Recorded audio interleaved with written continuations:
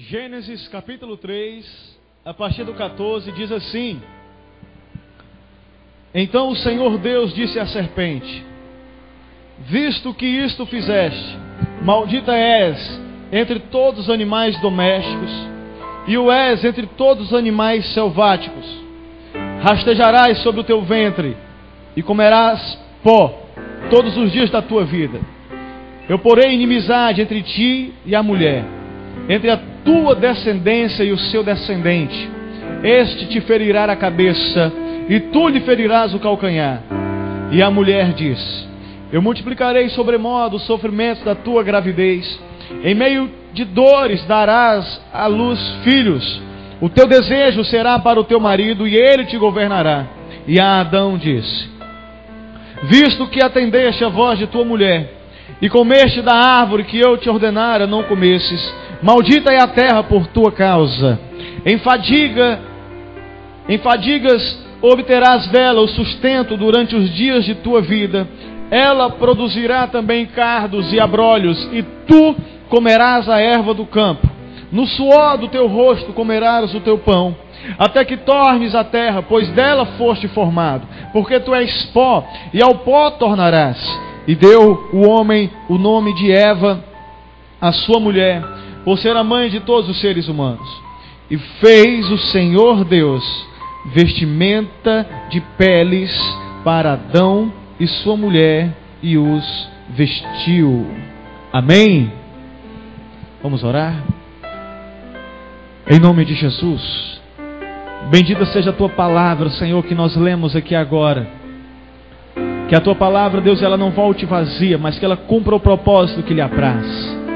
Fala conosco hoje, que essa palavra venha a ser como uma semente, ó Pai, poderosa, que está sendo germinada na terra do nosso coração, e que nosso coração possa ser como uma boa terra, que está preparada para ouvir tua palavra. Prepara nossos corações para ouvir tua palavra, Senhor. Que a tua palavra não volte vazia. Espírito da profecia, Espírito da revelação, fala conosco hoje. Abre nossos olhos espirituais, arranca as vendas. Em nome de Jesus, fala conosco, vai além da minha limitação humana, Senhor. E fala ao coração de cada filho teu, de cada filha tua que está aqui agora, em nome de Jesus. Amém e amém. Hoje nós vamos falar aqui, dando continuidade a uma série de mensagens que nós estamos pregando em Gênesis, onde nós estamos falando do plano perfeito de Deus para o homem. E hoje aqui nós vamos estar falando sobre a promessa, o sacrifício e a graça. Repita comigo: a promessa, o sacrifício e a graça. Nós lemos aqui o texto de Gênesis 3, e esse capítulo da Bíblia, Gênesis 3, ele é um dos capítulos mais importantes da Bíblia Sagrada. Eu repito, o capítulo número 3 de Gênesis, ele é um dos capítulos mais importantes da Bíblia. Sem ele, muita coisa aqui na palavra de Deus ficaria sem sentido. Se não houvesse o capítulo 3 de Gênesis na Bíblia Sagrada, muita coisa em toda a Bíblia ficaria plenamente sem sentido, não teria sentido algum. Exatamente por causa desse capítulo, ele explica exatamente por que o mundo e o homem estão como estão, decaído e involuído. Algumas pessoas afirmam que o homem está evoluindo. Eu diria o contrário, eu diria que o homem está involuindo. Ele está regredindo moralmente, no seu caráter. Antes de Gênesis capítulo 3, nós podemos ver na Bíblia que tudo que Deus havia criado, Ele falou, é muito bom. Tudo que Deus fez, Ele falou, e é bom. Mas você vai ver que a partir do capítulo 3 de Gênesis, aquilo que era muito bom se transformou em muito mal. Nós vemos no capítulo 4 o primeiro homicídio, na verdade era um fratricídio, porque era o irmão matando o irmão. Nós vemos depois a consequência, a gente vê o pecado dominando o homem, a corrupção da terra, a corrupção do homem. E nós vemos aqui, queridos, a condenação. Nós lemos aqui nesse texto, a partir do verso 14 até o 21, nesses versículos, nós vemos aqui a sentença de Deus contra o pecado. A gente está vendo aqui a condenação contra o pecado sobre o homem, sobre a mulher e sobre a própria terra. A gente vê aqui a consequência, o que aconteceu com a terra, a situação que nós vivemos hoje aqui, a degradação moral do homem, da terra, está onde está por causa de Gênesis capítulo 3. A queda do homem. Eu quero falar aqui um pouco das consequências disso. Ainda hoje a terra, ela geme na expectativa da manifestação dos filhos de Deus. Ainda hoje, a terra, ela aguarda pela redenção. Adão, ele conheceu o pecado. Adão, ele conheceu o pecado. E eu acho interessante falar que Adão conheceu o pecado, porque existe uma ilustração para a gente entender isso. É a mesma coisa entre um oncologista e um paciente terminal de câncer. O oncologista, ele conhece o câncer. Ele conhece as consequências do câncer. Ele conhece os sintomas do câncer. Ele conhece o que pode provocar o câncer. Ele conhece os efeitos do câncer na vida de uma pessoa. Ele conhece. Embora ele seja saudável, ele conhece. Um paciente terminal de câncer, ele também conhece tudo isso. Só que de uma forma diferente. Ele sente na pele as consequências. Adão, ele tinha tudo para conhecer sobre o pecado, assim como aquele oncologista. Ele poderia aprender com Deus, ver em Satanás o que acontece quando um ser se rebela contra Deus. Mas Adão, ele preferiu ser como aquele paciente terminal de câncer. Ele preferiu sentir na pele os efeitos, as consequências, o mal que o pecado causa. E o que eu acho interessante é que Deus, ele tem, repita comigo, Deus tem e sempre teve um plano perfeito para o homem. Fala para a pessoa que está do teu lado, Deus tem e sempre teve um plano perfeito para o homem. Nós vimos na primeira mensagem dessa série que Deus, ele colocou o homem em um lugar perfeito, em um contexto perfeito. Deus deu identidade, Deus deu autoridade, Deus deu governo, Deus deu uma família abençoada, Deus deu a bênção da intimidade, da comunhão com Ele. Entretanto, o homem, ele falhou. Nós vimos que o homem falhou em cumprir o projeto designado por Deus na vida dele. O homem, ele cedeu, ele caiu. E Adão, ele representa eu e você, que ele é o nosso ancestral, ele representa-nos aqui. De alguma forma, o pecado que caiu sobre ele foi herdado por nós. Nós herdamos isso. Ele pecou. E além de ter pecado, ele teve uma atitude totalmente errada. Nós falamos isso semana passada. E nós denominamos isso de a síndrome de Adão. Onde ele se escondeu, ele fugiu de Deus, teve medo, teve vergonha. E o pior, ainda tentou transferir a culpa dos seus problemas sobre outras pessoas. Mas eu quero falar aqui hoje, qual foi a reação de Deus? O que foi que Deus fez diante de tudo isso? Deus coloca o homem numa situação maravilhosa, perfeita, o homem estraga tudo, e qual foi a atitude de Deus? Ah, pastor, o senhor leu aí, eu entendi. A atitude de Deus foi liberar sobre o homem, sobre a mulher e sobre a terra uma sentença de maldição. É verdade. Mas se você ler bem esse texto, tem 2 versos que nos indica que dentro dessa maldição há uma bênção. Aliás, existe bênção. E o que é isso, pastor? Que bênção é essa que o Senhor está falando? Que está contida dentro da maldição? É a promessa. Deus, ele liberou uma promessa. Deus, ele fez um sacrifício. E tudo isso revela e manifesta a graça dele. Aleluia. Se nós lermos aqui o verso 15, qual foi a atitude de Deus? Primeiro, ele faz uma promessa. O verso 15 do capítulo 3 diz assim: olha, eu porei, ele falando com a serpente, eu porei inimizade entre você e a mulher, entre a sua descendência e a descendência dela. Este lhe ferirá a cabeça e você lhe ferirá o calcanhar. Essa é a primeira promessa. A primeira promessa da salvação da terra. É a primeira promessa que viria o Cristo, o Messias, Jesus. Essa é a primeira promessa na Bíblia. E você vai ver que a partir daí Deus vai explicando como seria a vinda do Messias. A gente vê a concretização, o próprio Messias, o Verbo se fez carne, habitando entre nós. Nós vimos a sua glória, cheio de graça, cheio de verdade.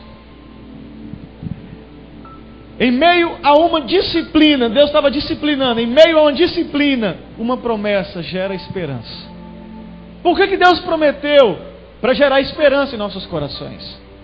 Por que Deus faz promessas a nós? Pergunta, por quê, pastor? Porque Ele quer gerar esperança no seu coração. Deus, Ele faz promessas que você vai conseguir, que não é o fim, que não acabou, que se você crer você vai ver a glória dEle. Ele faz esse tipo de promessa para que você não desista, para que você entenda que ainda há esperança. Que você não precisa desistir de tudo, que você não precisa parar, mas Ele gera esperança no teu coração. Ele faz uma promessa, e a primeira promessa aqui é a promessa de uma descendência. O que foi que Deus falou para Adão e Eva? O que iria acontecer com eles se eles comessem do fruto daquela árvore? Certamente morrerás. Então Adão e Eva, eles sabiam que se eles comessem aquilo, Deus já havia falado, olha, no dia em que vocês comerem da árvore, do conhecimento do bem e do mal, certamente morrereis. Então, quando Deus pegou eles, olha, Adão, onde é que você está, Adão? Onde é que você está, Adão? Eu estou escondido, Deus. Adão já esperava que Deus fosse matá-lo. Adão já esperava que Deus fosse, ele poderia lhe fulminar ali, porque ele já havia combinado isso. É aquilo que você faz com seu filho, olha minha filha, se você subir ali, você vai levar uma pisa. É mais ou menos isso. Então, Adão já sabia, assim como aquele filho, que se fizesse aquilo que o pai havia falado para não fazer, ele já sabia o que iria acontecer com ele. Mas eu acho interessante que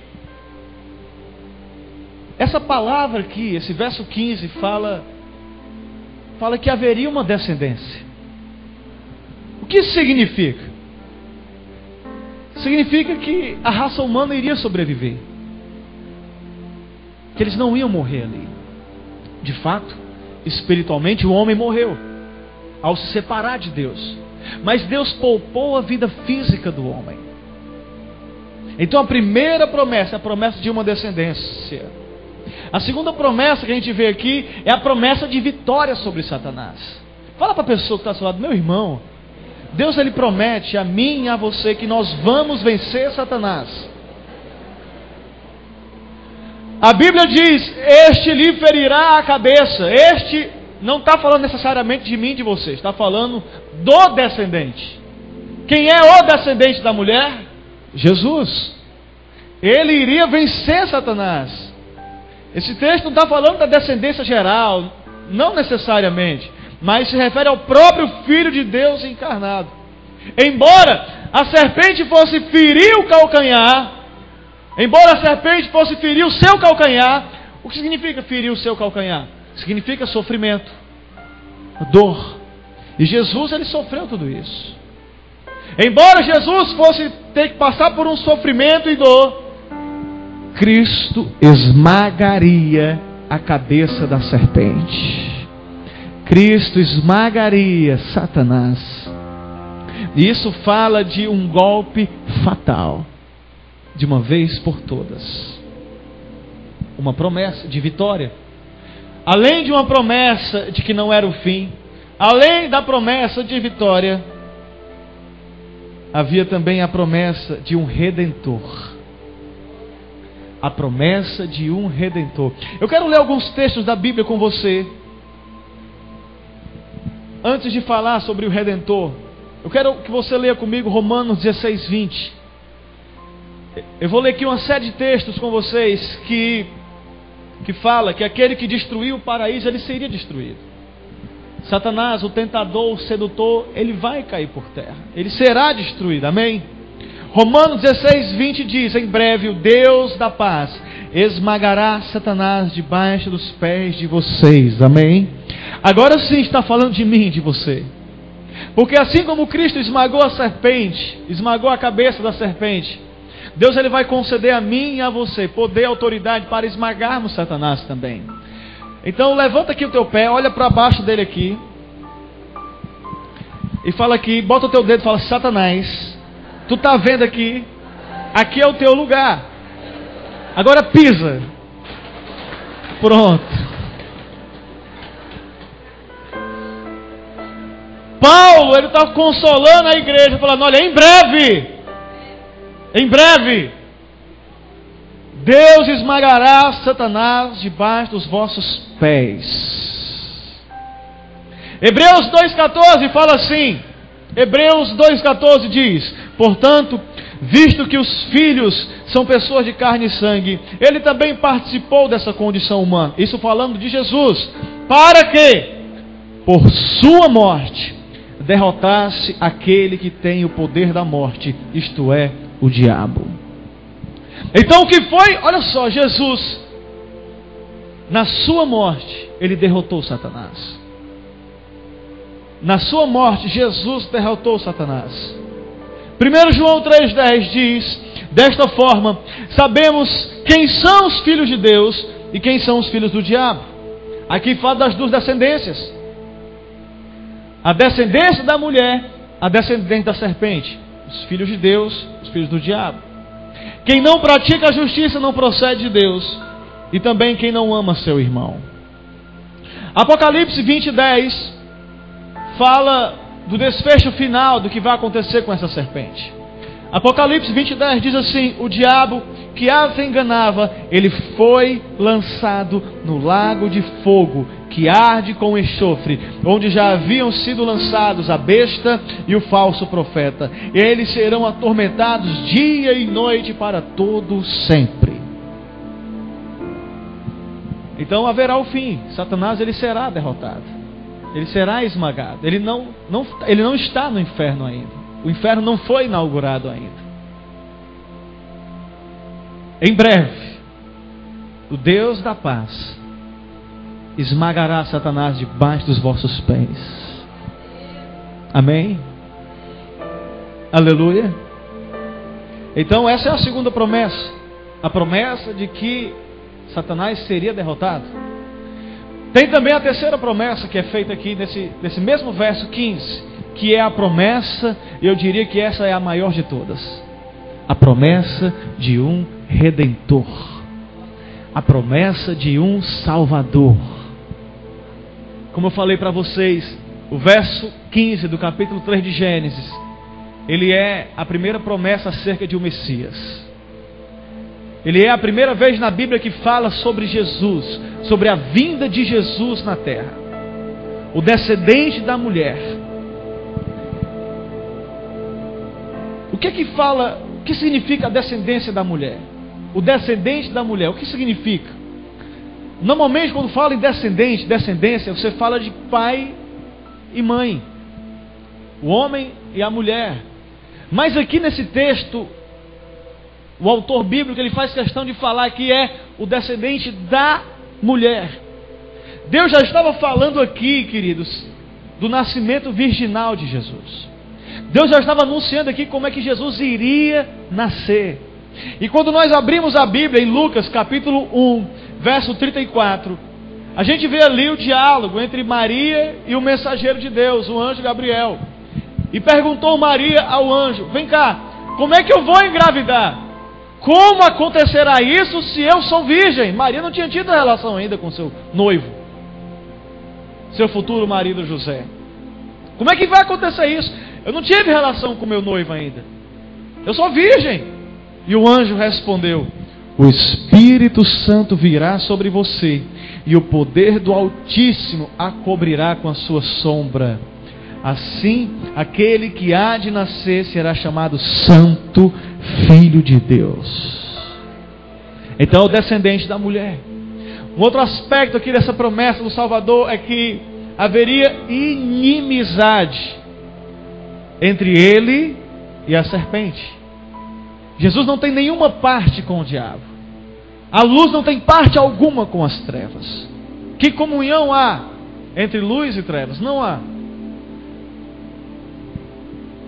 Há um conflito constante, contínuo entre Satanás e Cristo. Satanás, ele quer constantemente destruir as nossas vidas, as nossas almas, enquanto que Jesus, ele quer nos salvar. Olha aqui o contraste. Enquanto que o diabo, ele quer destruir a gente, a Bíblia fala, porque o ladrão vem senão para roubar, para matar e para destruir. A gente vê aqui esse contraste, mas a mesma Bíblia diz, o verso diz que, mas o Filho veio para que tenha o quê? Vida. E vida o quê? Em abundância. Então, enquanto que o diabo, ele quer destruir a sua vida, ele quer destruir o seu casamento, ele quer destruir você, Jesus, ele quer te dar uma vida. Ele quer te dar uma vida. Uma nova vida. Essa promessa é para mim e para você, não é só para Adão e Eva. Mas é a promessa de um Redentor, de um Salvador, que quer nos dar vida. Talvez você chegou aqui e não entende por que as coisas são assim. Por que é tanto conflito? Por que nós estamos numa iminência de uma guerra? Por que é tanta gente pobre, miserável e tão poucas pessoas ricas? A gente viu que a maior parte da riqueza do mundo inteiro está concentrada em 1% da população. Puxa vida, tanta desigualdade, tanta maldade. Por quê? Gênesis 3 é a resposta. É o pecado que chegou. E Deus, ele estaria ali trazendo uma sentença. Olha, vocês não prestam mesmo. Mas não, Deus, ele dentro ali da sentença, ele traz uma promessa de um Salvador. Essa promessa fala também que a descendência da mulher iria sofrer. Ele iria esmagar a cabeça da serpente, mas a serpente iria lhe ferir o calcanhar. E você talvez já conhece a história, você já assistiu filmes A Paixão de Cristo, já leu os evangelhos e viu que não foi fácil. A Bíblia fala, a profecia fala que ele era homem de dores e que sabe o que é padecer. Isaías 53, verso 5, esse texto ele é muito fantástico, porque ele foi escrito 700 anos antes de Jesus. E ele diz assim: mas ele foi transpassado por causa das nossas transgressões, foi esmagado por causa das nossas iniquidades. O castigo que nos traz a paz estava sobre ele, e pelas suas feridas nós fomos sarados. Isaías 53, verso 5 diz isso. Então, nós vimos aqui a promessa de que o descendente da mulher iria esmagar a serpente. Entretanto, o diabo, ele iria ferir o calcanhar da mulher. Eu quero falar para você, querido, que a promessa, ela gera esperança. Essa é uma promessa não só para Adão e Eva, mas para mim e para você, de que não é o fim. Que Deus, ele tem bons planos para mim e para você. E que a morte de Jesus Cristo não foi o fim, mas ali foi a vitória. Não foi uma derrota, mas foi uma vitória. Eu estava assistindo uma série, estava ilustrando o contraste entre os pagãos e os cristãos, e um pagão olhou para um Jesus pendurado na cruz, e ele disse: que Deus fraco. Um Deus que está pendurado numa cruz, que está morto. Pena que ele não teve total revelação ali naquela imagem. Realmente ele morreu na cruz, e talvez isso possa mostrar fraqueza. Mas o que eu acho tremendo é que a história não termina ali. Porque ao terceiro dia, aquele Deus que estava morto, aquele Deus que estava pendurado na cruz, aquele Deus que estava ali crucificado, ao terceiro dia ele ressuscitou. Ele ressuscitou, porque a morte não tinha mais poder sobre a vida dele, a morte não tinha mais autoridade sobre a vida dele. Ele venceu a morte. Ele falou assim: a minha vida ninguém a toma de mim, mas eu mesmo voluntariamente a dou, porque eu tenho autoridade para dar, e eu tenho autoridade para tomá-la de volta. Ei, Deus, ele morreu ali na cruz em Jesus, mas ao terceiro dia ele ressuscitou dos mortos, falando para mim e para você que não é o fim, que ainda não acabou, que talvez você possa parecer fraco, possa parecer que está ali destruído, mas o mesmo poder que ressuscitou Jesus Cristo dentre os mortos, Ele está aqui para restaurar nossas vidas, para restaurar nossos sonhos, para restaurar os planos de Deus sobre nossas vidas. Se você crê, agradeça a Ele nesse momento. Fala: eu te agradeço, Jesus, obrigado, porque a tua promessa não morre aqui em mim, a tua promessa não morreu para mim, a tua promessa não morreu com minhas falhas, não morreu com as minhas transgressões, porque eu sei que o meu Salvador vive, o meu Redentor vive, Jesus Cristo está vivo, aleluia, Ele vive, Ele reina, e Ele está aqui. Ele vive, Ele não está morto. A morte de Jesus também ela foi dita ali naquela sentença que parecia uma maldição. A morte de Jesus, se nós lermos o verso 21 de Gênesis 3, a gente vai ler ali que fez o Senhor Deus vestimenta de peles para Adão e sua mulher e os vestiu. Fez o Senhor Deus vestimenta de peles para Adão e sua mulher e o vestiu. Deixa aberto esse texto. Muitas pessoas talvez leram Gênesis, passaram por esse verso e passaram despercebidos. Mas aqui é o primeiro sacrifício sendo feito por causa do pecado. Quando Adão e Eva caíram, eles perceberam que estavam nus. Eles perceberam que estavam nus e eles tentaram cobrir a nudez deles. Então a Bíblia diz que eles coseram, eles costuraram roupas com folhas de figueira. Eles foram trabalhar ali, cataram algumas folhas, fizeram alguma coisa e cobriram a sua nudez com aquelas folhas.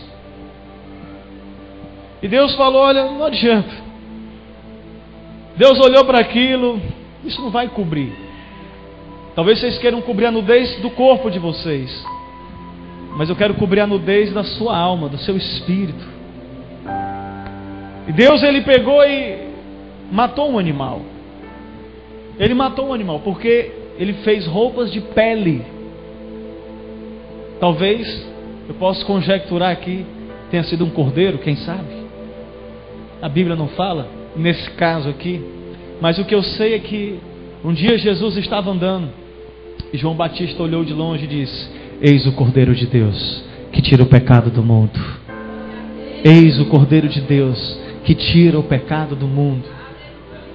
Então Deus fez um sacrifício, houve derramamento de sangue aqui. Um animal, alguém precisou morrer, houve derramamento de sangue. Então a gente aprende aqui que com esse sacrifício Deus ele cobriu a nudez do homem e da mulher. Nós vimos aqui que as nossas boas obras, porque aquelas roupas de folhas de figueira, elas têm um significado, elas têm uma representação. Elas representam as nossas boas obras, o fruto do nosso bom trabalho, o nosso jeito de tentar nos cobrir diante de Deus. Mas ali não adiantava nada, porque as nossas boas obras, elas são sim legais. Continue praticando. Na verdade, a verdadeira fé, ela é manifesta através de boas obras. Mas as boas obras, elas não têm capacidade de nos absolver das nossas falhas. Elas não podem, não têm capacidade de nos tornar justos diante de Deus. Não vai. Então, como foi que Cristo ele redimiu os pecadores? Primeiro, Ele carregou os nossos pecados. Ele levou sobre si. Depois, Ele assumiu a culpa do pecado. É importante você entender o conceito de justiça. Ele assumiu a culpa. Não há mais culpa sobre nós, porque Ele levou a culpa. Ele assumiu a culpa. É por isso que nós somos considerados justos diante de Deus. Você que nasceu de novo, você então não é mais considerado pecador. Você é considerado justo diante de Deus. Você que não entregou sua vida a Jesus ainda, não recebeu o sacrifício dele como para si, você ainda tem sobre si a alcunha de pecador. Não vai ser as minhas boas obras que vai me tornar justo, mas é o que Cristo fez na cruz. Eu preciso me apropriar disso. Isso significa eu me vestir com essas vestes aqui. Eu parar de tentar fazer remendo, eu tentar de me cobrir com as minhas boas obras, pelo que eu sou bom, eu mereço o céu, porque eu sou uma pessoa boa. Não, você merece o inferno. Se você for botar na balança as tuas transgressões, as tuas boas obras, você vai ver que é covardia. Uma pessoa, eu faço essa conta, é muito legal essa conta. Uma pessoa boa, ela deve fazer em média quantos pecados por dia? Pecado é tudo aquilo que eu penso, que eu vejo, que eu falo, que eu me omito, que desagrada a Deus. Então, uma pessoa legal, uma pessoa boa, ela deve fazer em média quantos pecados por dia? Vamos lá. Quantos? 10 por dia? 10 é uma pessoa boa, comete os 10 pecados por dia? Mais ou menos. Uma pessoa boa, uma pessoa, puxa vida, uma pessoa boa mesmo. Não, cara, uma pessoa boa por dia. Uma pessoa boa. 5, 10. Vamos ser generosos, botar 5 só. Só 5, uma pessoa boa. Nas 24 horas que eu vivi hoje, eu só cometi 5 pecados, seja em pensamento, seja em palavras, seja em ações. Beleza! 5 por dia. Multiplica por 365. Quem está com o celular aí, ó. Vamos lá. 5 vezes 365. Ligeiro, cuida, vai, que eu estou sem celular aqui. Aliás, está aqui o meu. 5 vezes 365. Cadê alguém aí? Quanto? 1505, é isso? Quanto, meu filho? Ei, rapaz, que calculadora errada é essa de vocês, hein? 1825. 1825 em um ano. 1825. A média de idade no Brasil é quantos anos aproximadamente?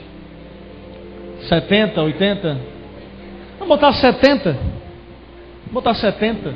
1825 vezes 70 dá quanto? Quanto? É o quê?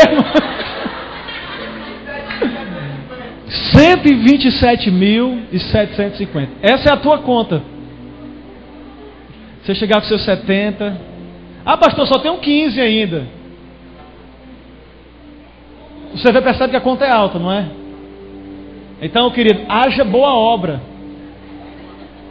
haja esmola, haja doação aos pobres, haja visita em asilos, em hospitais, haja tudo isso, haja viagens, né, humanitárias.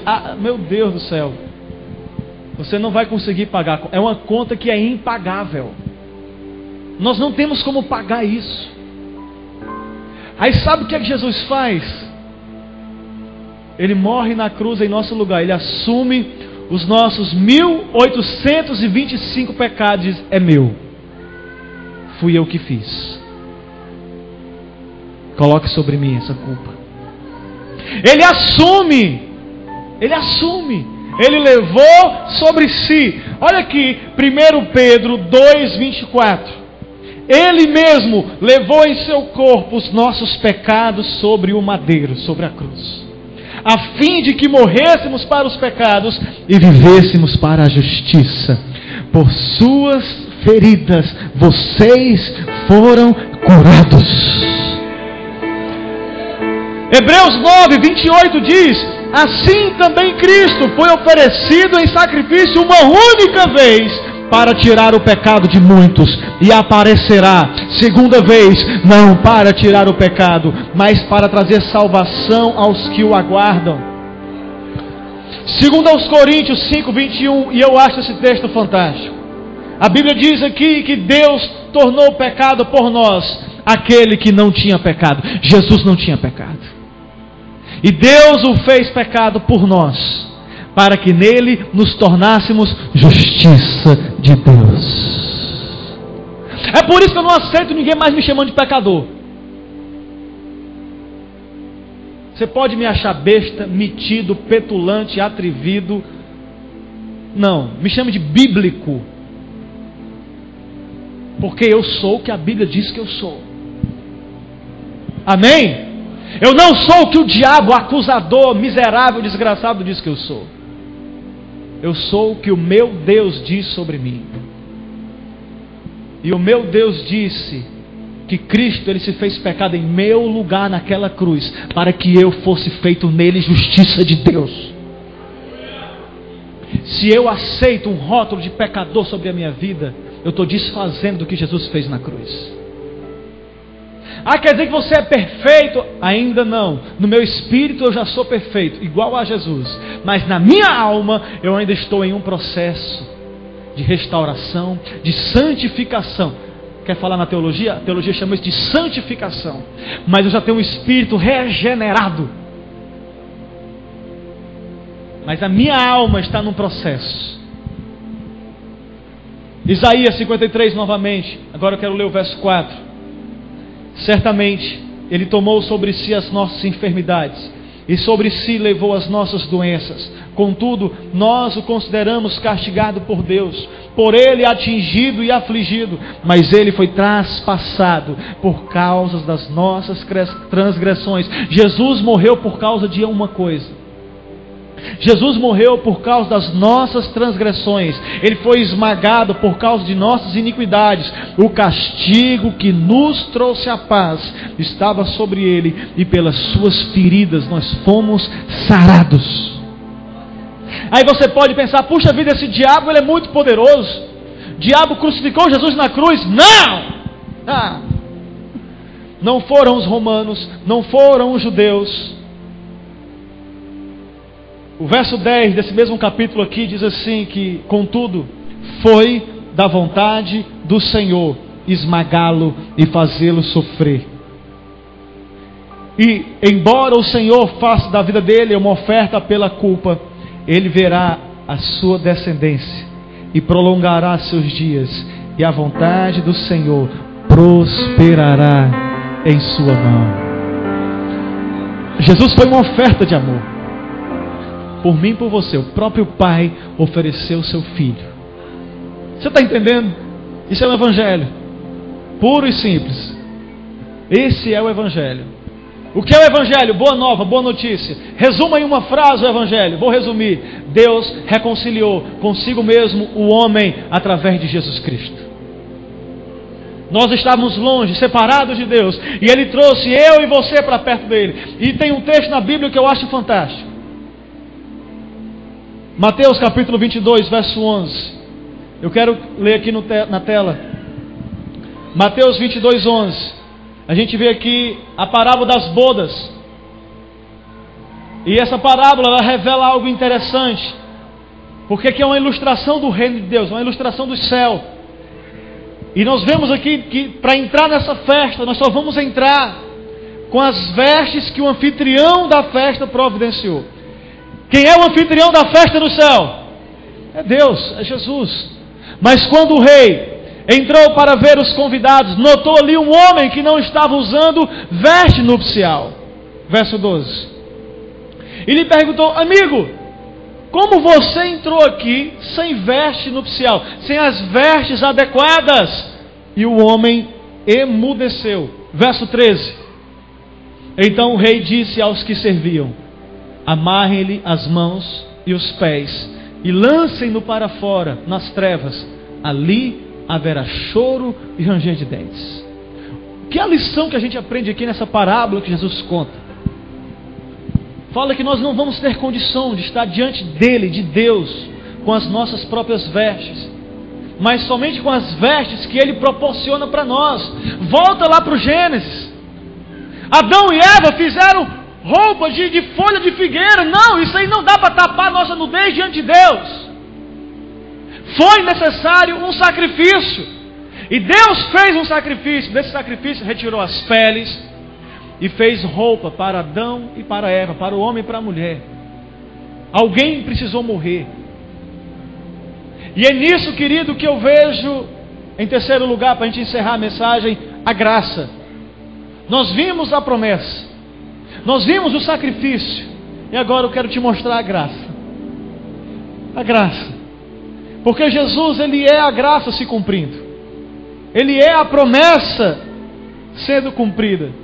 Ele é o sacrifício executado, realizado, é Jesus. Deus não tinha nenhuma obrigação de salvar eu e você. Entenda isso.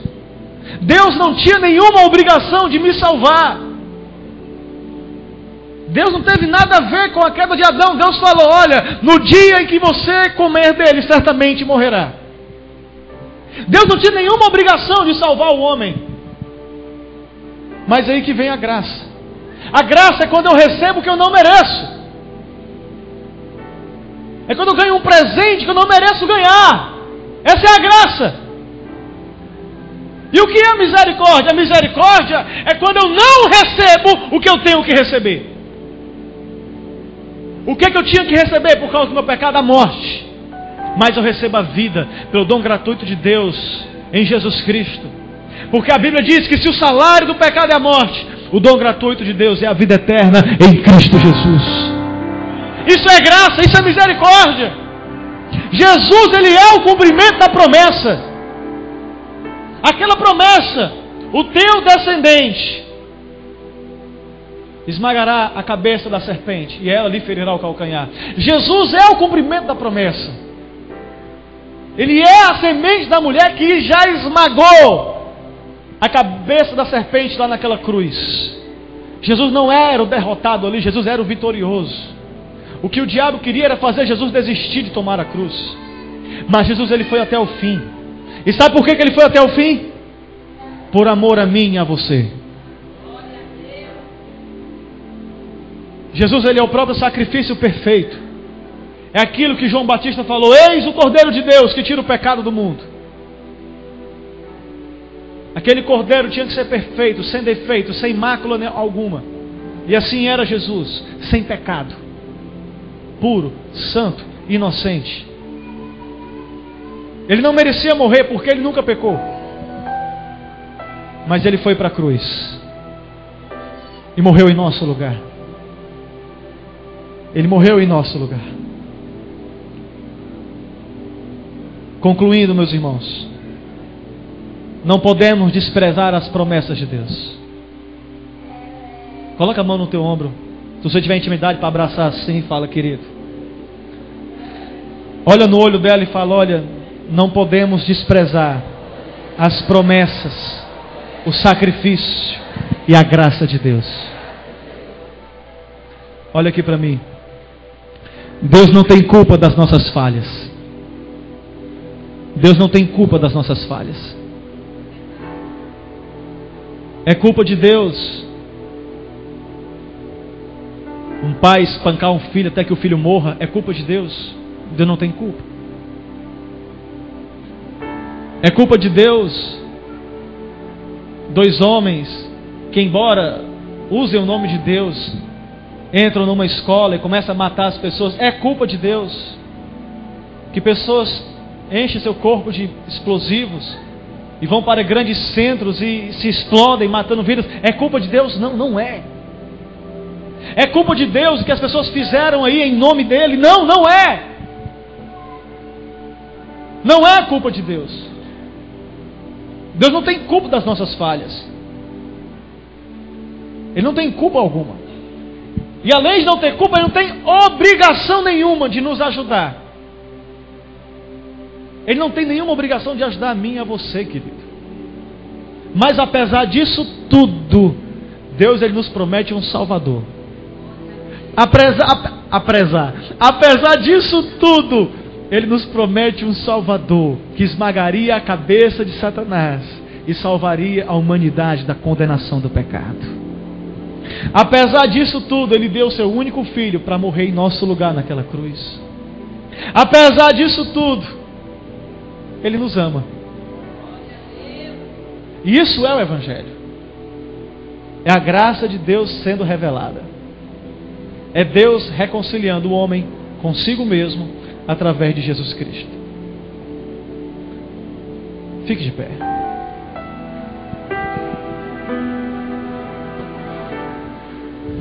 Só há uma coisa. Só há uma coisa que podemos fazer. Diante de tudo isso que foi falado aqui hoje, só há uma coisa que eu e você podemos fazer. quer receber e aceitar o sacrifício de Jesus, peça hoje a Deus, clame hoje a Deus, que Ele perdoe seus pecados. Ofereça a Ele hoje um coração limpo.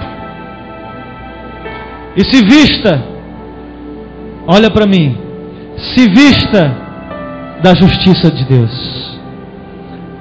Clama hoje o nome dEle. Oferece hoje a Ele o teu coração. E se vista das vestes que Ele preparou para você. Porque é só com elas que você vai entrar na grande festa, nas bodas do Cordeiro. Essa é a palavra de Deus para ti hoje. Que Deus te abençoe em nome de Jesus. Que Deus te abençoe em nome de Jesus. Eu quero orar pelos meus irmãos. Jesus, eu te amo. Eu te amo, Jesus. Eu te amo, Jesus. Obrigado por tão grande amor, pelo teu sacrifício ali naquela cruz. Nesse momento, Pai, nesse momento, Senhor, eu quero te apresentar cada vida que está aqui, cada filho teu, cada filho tua, cada convidado que está aqui hoje, e que essa palavra não volte vazia, mas que essa palavra cumpra um propósito no coração de cada pessoa que está aqui. Eu te peço que o Senhor possa ir além da minha limitação, Senhor. Faz assim, Jesus. Que o Senhor possa trazer luz ao coração dessas pessoas. Faz assim, meu Deus. Em nome de Jesus. Olha de novo. Eu não posso mandar você ir embora sem antes fazer um convite. Você que está aqui hoje, que ainda não entregou sua vida a Jesus, e você quer fazer isso, essa palavra falou ao seu coração, você entendeu o que foi falado aqui hoje, e você quer receber Jesus como seu Senhor e seu Salvador, eu quero convidar você a sair do seu lugar agora e vir até aqui à frente. Eu quero orar por você.